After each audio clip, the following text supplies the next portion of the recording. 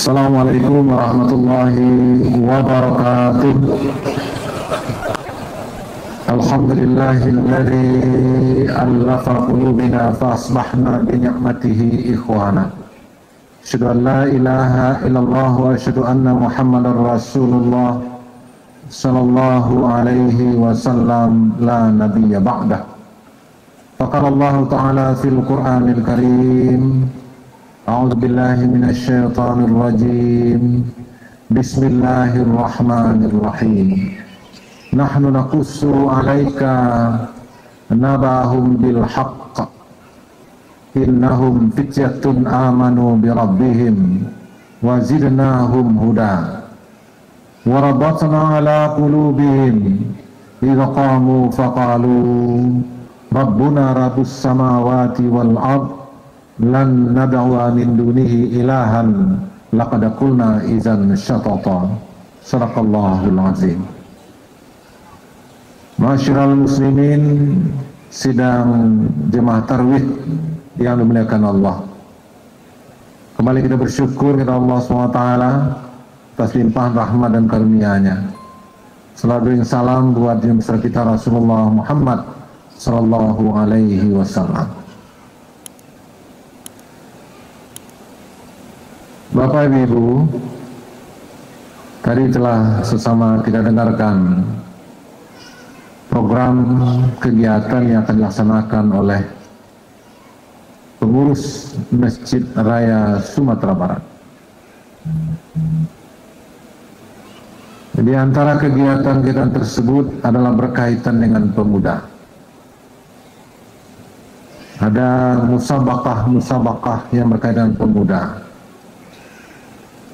Ada hifzil Quran, ada fahmil Quran, dan juga ada kegiatan yang i'tikaf.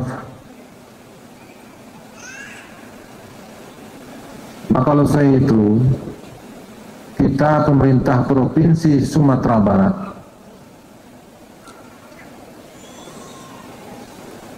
tahun 2021-2026 yang telah dituangkan dalam rencana pembangunan jangka menengahnya, itu menitik beratkan salah satunya yaitu berkaitan dengan pemuda.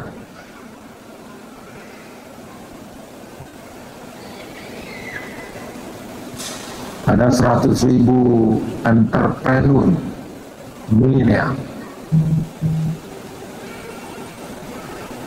tidak kurang 30% anggaran dari pemerintah Provinsi Sumatera Barat ini dialokasikan untuk pemuda, termasuk kegiatan pesantren Ramadan berkolaborasi, yang mana pesantren Ramadan ini kita laksanakan untuk siswa-siswi kita mulai dari SD sampai SLTA, yang mana pada bulan Ramadan ini sekolahnya itu kita pindahkan ke masjid dan musala serta surah. Ini adalah bentuk keseriusan kita dengan pemuda, bentuk perhatian kita kepada pemuda. Kenapa kita lakukan demikian? Yang pertama, Bapak Ibu, adalah karena memang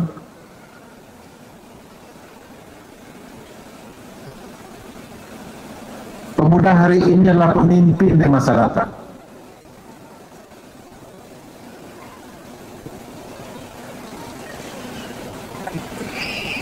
Kalau kita ingin mempersiapkan bagaimana bangsa ini dipimpin oleh orang-orang yang berkualitas nantinya, maka pilihan kita adalah berikan perhatian secara serius kepada pemuda hari ini. Kalau kita ingin menjadikan bagaimana ke depan bangsa ini disegani oleh bangsa-bangsa lain, maka ada pilihan bagi kita hari ini, kecuali kita bersungguh-sungguh untuk memberikan perhatian kepada pemuda hari ini, karena memang pada saatnya nanti mereka akan memimpin bangsa ini.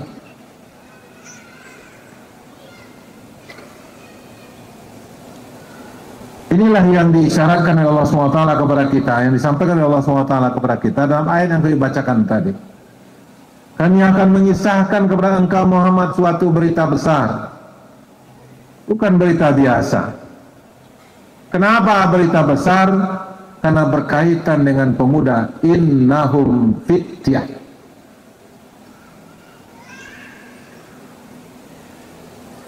Ketika berbicara masalah pemuda hari ini, itu adalah berbicara bagaimana menjadikan bangsa ini menjadi bangsa yang besar di masa datang. Berbicara kita tentang pemuda hari ini, itu berarti kita peduli terhadap nasib bangsa dan bagaimana kemajuan bangsa ke depan. Ketika kita tidak peduli dan tidak perhatian kepada pemuda hari ini, berarti kita tidak peduli kepada masa depan bangsa, masa depan agama, dan masa depan negara ini. Karena mereka lah yang akan jadi pemimpin di masa datang, karena mereka lah yang akan menjadi pengendali bangsa di masa datang. Dan di tangan mereka lah bangsa ini akan menjadi bangsa yang terhormat ke depannya. Seperti yang Allah sampaikan dalam surah Al-Kahfi ayat 13-14 yang kita bacakan tadi. Idza qamu faqalu Rabbuna Rabbus samawati wal ard. Lan nad'u min dunihi ilahan laqad qulna idzan syatata. Maka mereka nanti akan bisa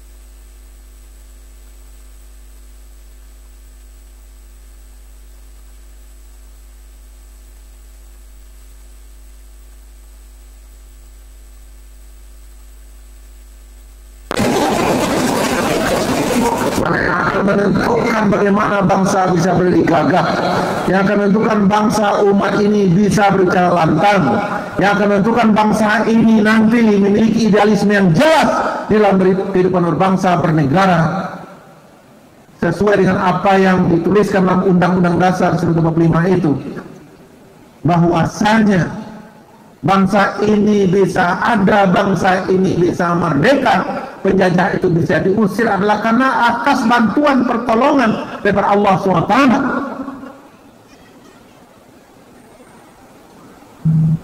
Sehingga ke depan maka pemerintah ini, bangsa ini, rakyat ini juga menjadi rakyat yang besarkan Allah SWT. Maka pada saat ini ditentukan bagaimana perhatian kita kepada pemuda hari ini.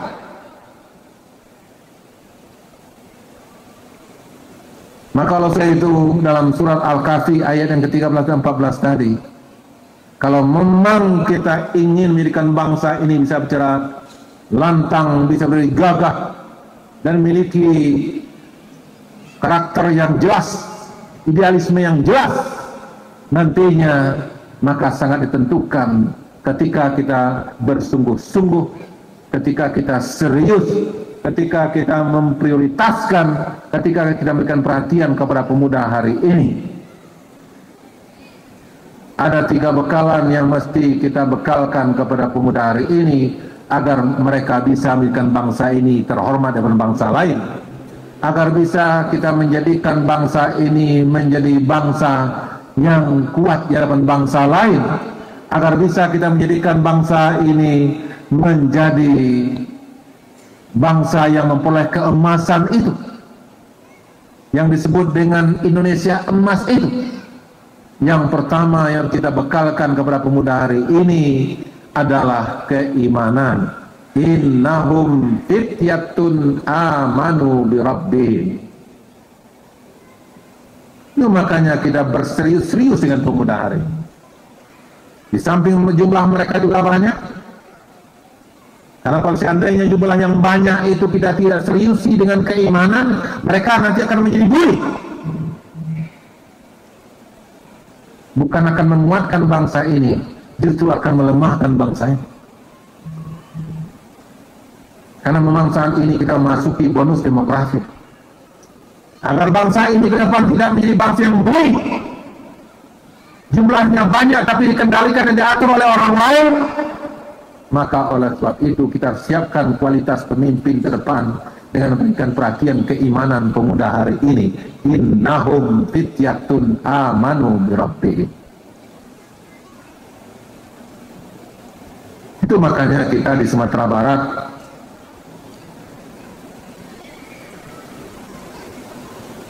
setiap bulan Ramadan sekolah dipindahkan ke masjid musala dan bersurau, supaya pemuda-pemudi yang ada ini hatinya terpaut dengan masjid. Karena Rasulullah katakan kepada kita, ada 7 golongan di akhir kelak yang nanti akan dapat naungan oleh Allah SWT. Yang pada saat itu tidak ada naungan daripada yang lain kecuali daripada Allah SWT. Salah satunya adalah pemuda yang hatinya terpaut dengan masjid. Pemuda-pemudi yang hatinya terpaut dengan masjid. Pemuda-pemudi yang memang memiliki keimanan, yang memiliki akhlakul karimah. Maka oleh itu Bapak Ibu hadirin berhadir, maka tugas kitalah para orang tua ini, maka tugas kitalah para pemimpin di mana saja keberadaan kita sebagai pimpinan itu, untuk menguatkan keimanan mereka, untuk membekalkan keimanan mereka. Karena dalam pembukaan Undang-Undang Dasar juga nyata Allah katakan kepada kita, kenapa kemerdekaan itu kita raih adalah atas keimanan kepada Allah SWT, atas berkat rahmat Allah Tuhan yang Maha Kuasa.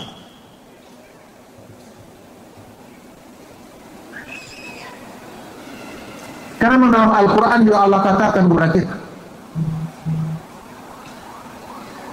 wa kana haqqan alaina nasrul mu'minin. Kami berkewajiban, kata Allah SWT, menolong orang-orang yang beriman.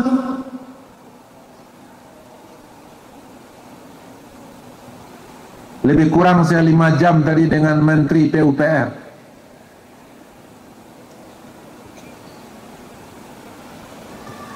Bapak Basuki Hadi Mulya.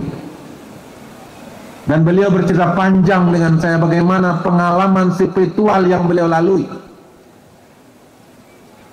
Beliau melaksanakan puasa Senin Kamis.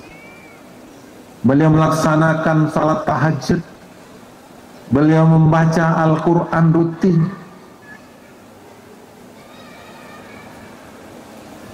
Sehingga dari perjalanan secara kehidupan beliau, maka di sana Allah tunjukkan bagaimana pertolongan-pertolongan, termasuk pertolongan di dalam melaksanakan program pembangunan di Nusantara ini.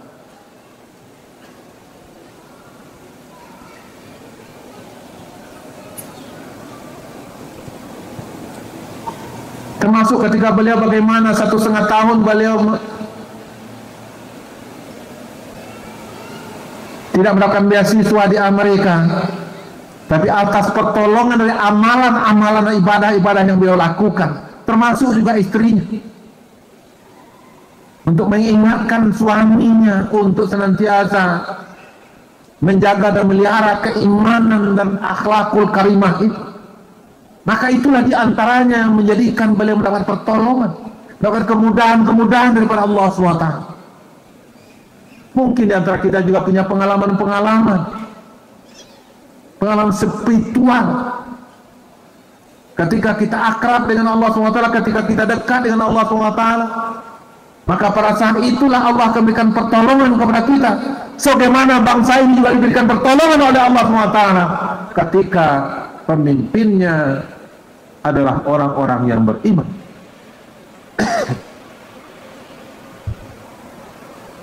Terlalu banyak contoh-contoh untuk itu sesungguhnya. Kita juga mengenal Jenderal Sudirman yang dicari-cari oleh Belanda untuk membunuhnya dan untuk menghabisinya.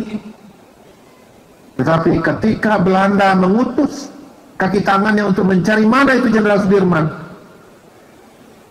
dan ketika Jenderal Sudirman sedang berzikir pada suatu majelis, karena memang kebiasaan Jenderal Sudirman adalah memelihara zikir-zikir yang memang beliau amalkan. Dan ketika tentara Belanda menugaskan kaki tangannya untuk mencari, dan kemudian kaki tangannya menunjukkan itu Sudirman, tapi yang namanya Belanda itu tidak melihat keberadaan Jenderal Sudirman, sehingga justru kaki tangannya itu dibunuh oleh Belanda tersebut. Kenapa? Karena dikatakan kaki tangannya itu membawa berita bohong dan mendustai. Sementara memang Jenderal Sudirman ada di sana dan kelihatan oleh yang bersangkutan, tapi oleh Belanda yang memang mereka tidak beriman itu, maka Allah justru berikan pertolongan kepada beliau.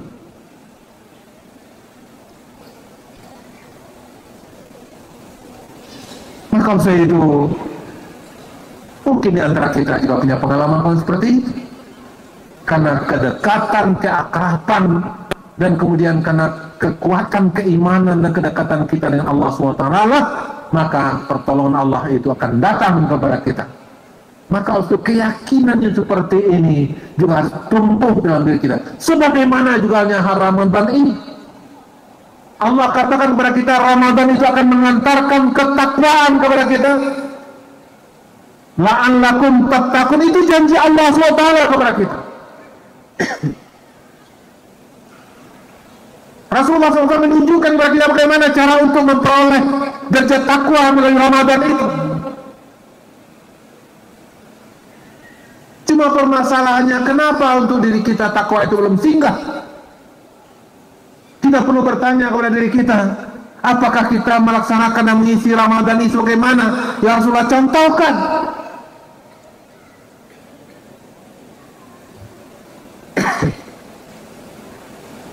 Kalau Rasulullah SAW itu 10 terakhir itu sibuk dengan beribadah kepada Allah SWT, sibuk dengan tilawah, sibuk dengan zikir, sibuk dengan istighfar, sibuk dengan doa, sehingga beliau menyediakan 10 terakhir itu dengan i'tikaf. Pertanyaan kepada kita, apakah memang kita sudah menyediakan 10 terakhir itu untuk bertikaf kepada Allah SWT sebagaimana halnya Rasulullah? Kalau Rasulullah berpesan kepada kita, man shama Ramadan imanan wa ihtisaban ghufira lahu ma taqaddama min dzambi. Barang siapa yang mempuasakan berpuasa Ramadan dengan keimanan dan perhitungan, kira-kira kita sudah betul dengan keyakinan tidak kita melaksanakan puasa ini? Atau mungkin kita baru berpuasa karena memang kebiasaan kita sejak kecil dahulu kita berpuasa. Bagaimana puasa kita waktu SD dulu, waktu di SMP dulu, masih seperti itu cara kita berpuasa pada hari ini.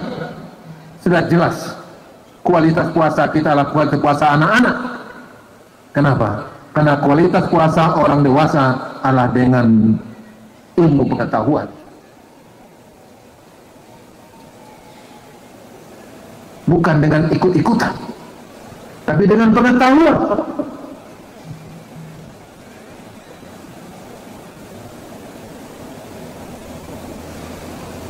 Maka saya itu kiranya kita perlu membaca diri kita sendiri.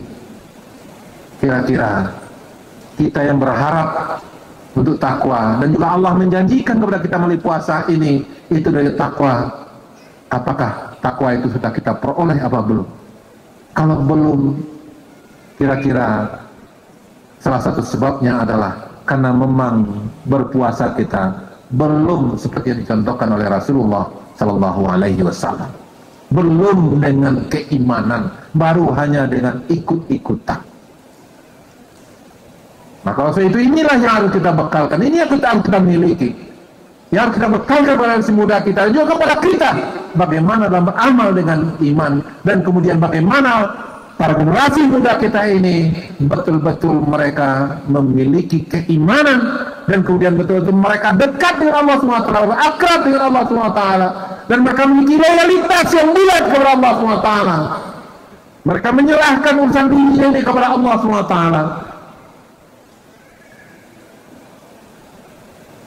dan mereka memiliki kebersamaan, merasa diawasi oleh Allah SWT. Ma'ayatullah, merasa diawasi oleh Allah SWT.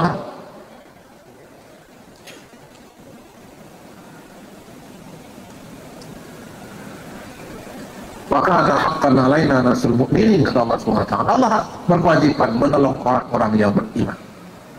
Maka saya itu pemuda-pemudi yang memiliki loyalitas kepada Allah, inilah yang harus kita cetak, yang harus kita persiapkan, yang harus kita bekalkan untuk mereka.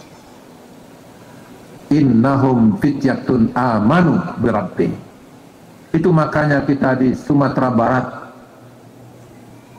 memprogramkan selepas Ramadan 2 kali sebulan, kita programkan siswa-siswi kita setiap minggu kedua dan keempat untuk kegiatan di masjid.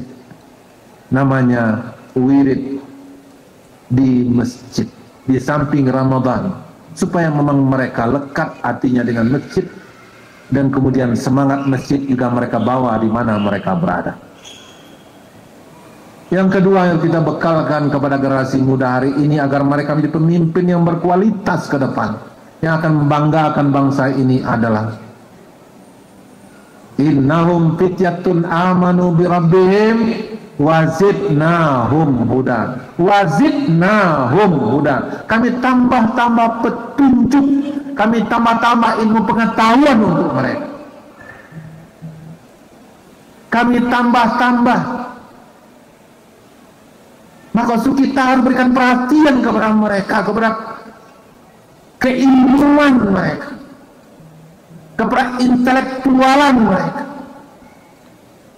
Karena orang-orang yang beriman dan berilmu pengetahuan lebih tinggi berapa derajat daripada orang yang tidak berilmu pengetahuan. Jadi ketika kita tanamkan keimanan kepada mereka, ketika kita ajak mereka untuk dekat dengan Al-Quran, dekat dengan Rasulnya, dekat dengan Allah SWT, dan kemudian kita bekalkan mereka dengan ilmu pengetahuan, maka insya Allah akan meninggikan derajat mereka, dan juga akan meninggikan derajat bangsa ini untuk ke depan.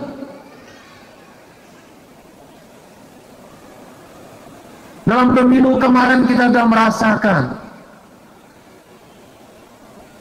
bagaimana tingginya perusakan mental dalam pemilu ini, yaitu dengan kegiatan money politik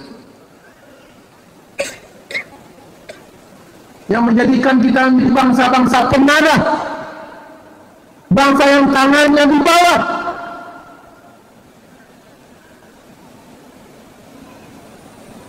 Kebetulan pada bulan November yang lalu saya diajak oleh satu NGO internasional untuk berkunjung ke India.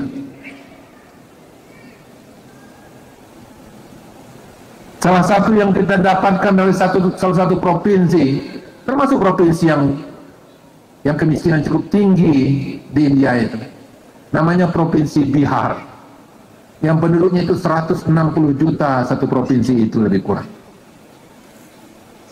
Tapi salah satu yang kita pelajari di provinsi itu adalah bahwasanya masyarakatnya dibina, dididik oleh pemerintahnya, dan kemudian juga kepada petugas-petugas ditugaskan oleh pemerintah untuk membina masyarakat untuk keluar dari kemiskinan, yaitu tidak boleh minta-minta.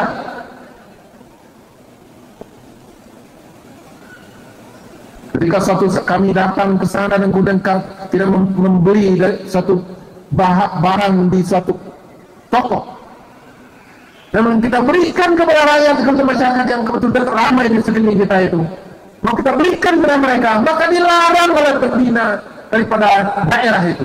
Tidak boleh, Pak. Kalau dibolehkan, nanti mereka merasa suka nanti tidak menandakan tangan. Mereka memiliki mental meminta-minta.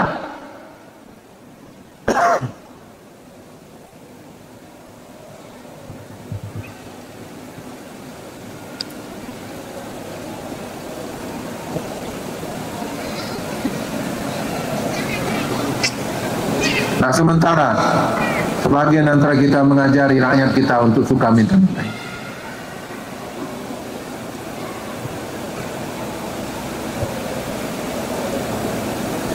Kenapa? Karena memang masalah intelektualitas.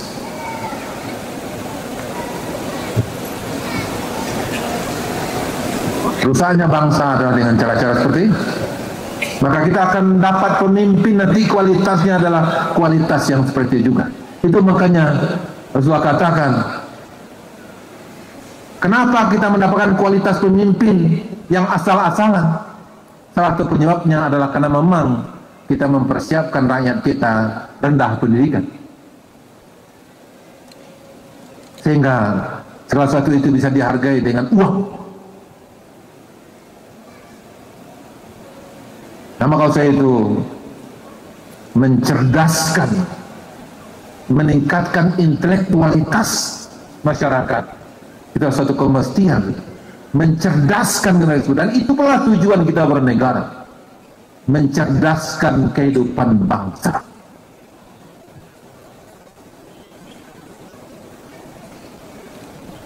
Orang yang beriman dan berilmu lebih tinggi berapa derajat posisinya daripada orang-orang yang tidak berilmu.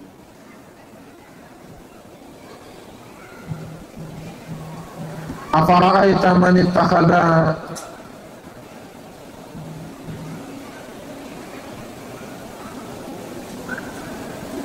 Alam tara kaifa daraballahu masalan kalimatan thayyibah kasajaratin thayyibah asluha thabitun wa far'uha fis sama' tu'ti ukulaha kullahi min bi'ti rabbiha wa yadribullahu al-amsala lin-nasi la'allahum yatadakkarun. Apakah kamu ada memperhatikan permisalan oleh Allah SWT tentang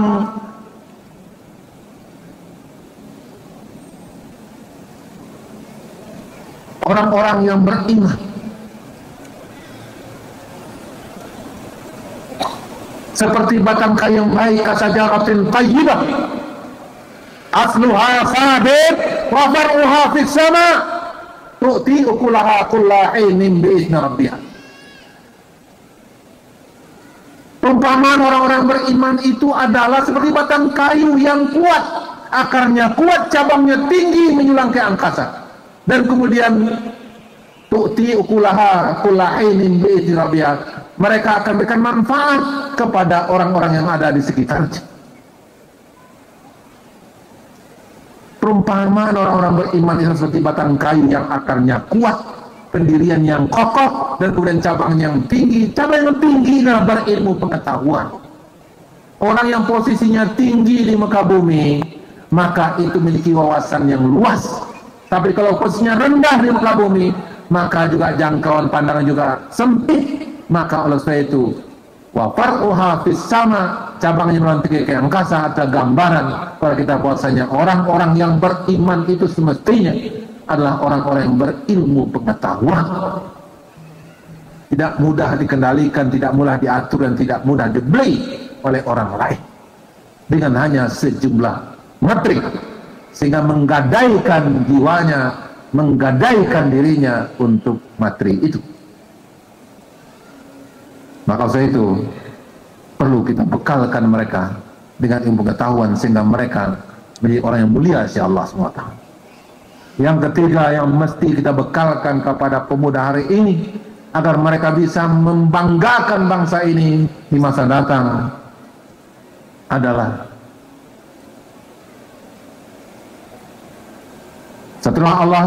setelah kita kuatkan keimanan mereka, innahum fityatun amanu bi rabbihim wazidnahum huda, dan kemudian warabatna ala qulubihim, dan kemudian kami satu padukan hati-hati mereka. Kita kuatkan rasa persatuan dan kesatuan di antara mereka. Kita tanamkan semangat kebersamaan di antara mereka. Kita tanamkan semangat tolong menolong di kalangan mereka. Kita tanamkan semangat peduli di kalangan mereka. Kenapa terjadi banjir beberapa hari ini atau longsor beberapa hari ini di daerah kita? Salah satunya adalah karena rendahnya kepedulian kita sesama. Kita hanya mementingkan diri kita. Ketika kita temukan, maka dari daerah yang longsor itu maka ada potongan kayu yang terpotong secara baik. secara rapi, berarti ada yang memotong di atas sana, di bukit sana, yang hanya mereka hanya memikirkan untuk keuntungan dirinya, tapi tidak memikirkan mengenai akibat daripada perilaku mereka menyimpang. Siapa saja mereka, apakah yang baju seragam atau tidak baju seragam. Tapi kalau itu yang mereka lakukan, maka sesungguhnya mereka hanya mementingkan dirinya, tidak memikirkan masa depan bangsa ini, tidak memikirkan masa depan rakyat ini. Maka di sana sudah terjadi yang namanya longsor, yang namanya banjir. Kalau ada pengusaha barangkali dia hanya memikirkan dirinya, tapi tidak memikirkan masa depan bangsa ini. Itulah perusak bangsa ini.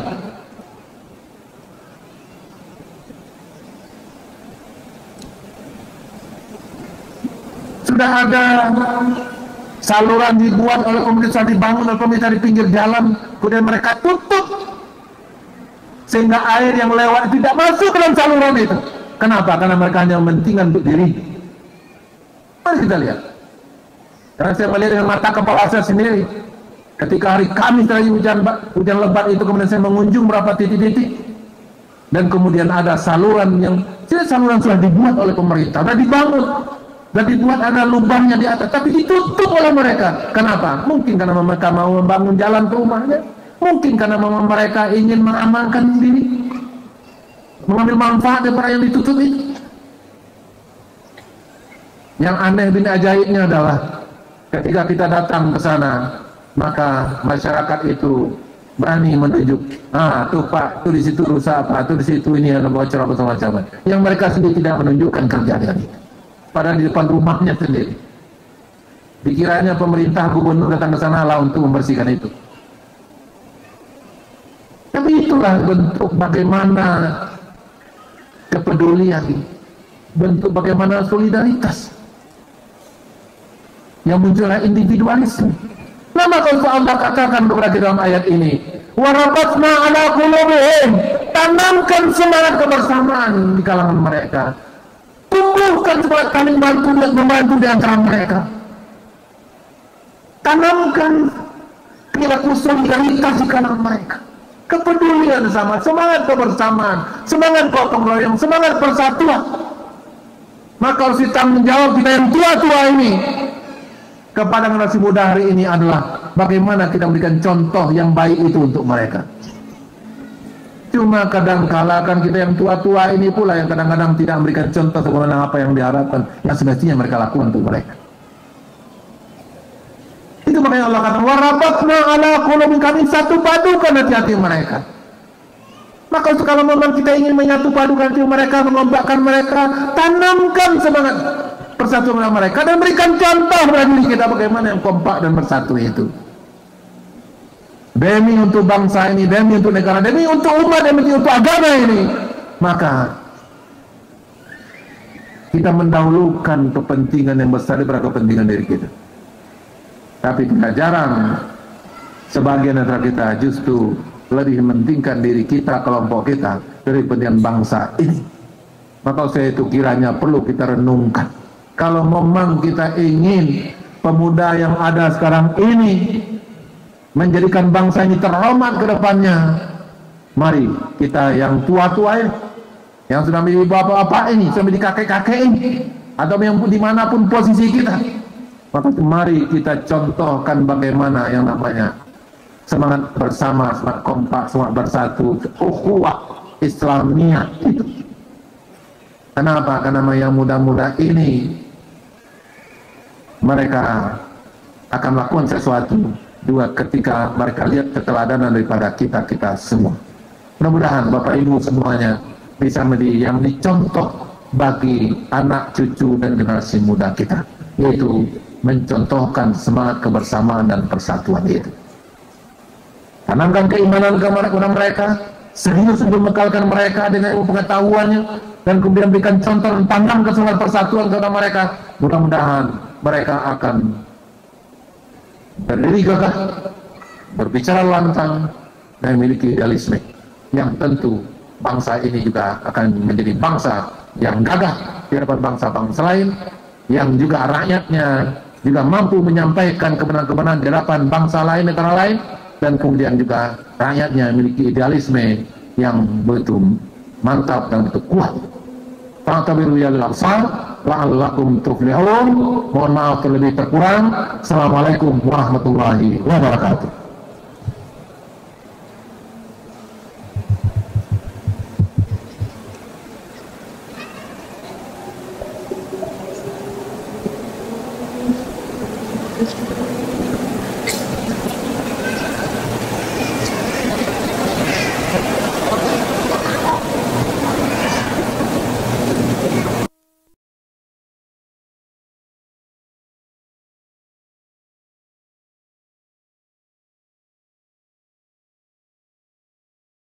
Mm-hmm.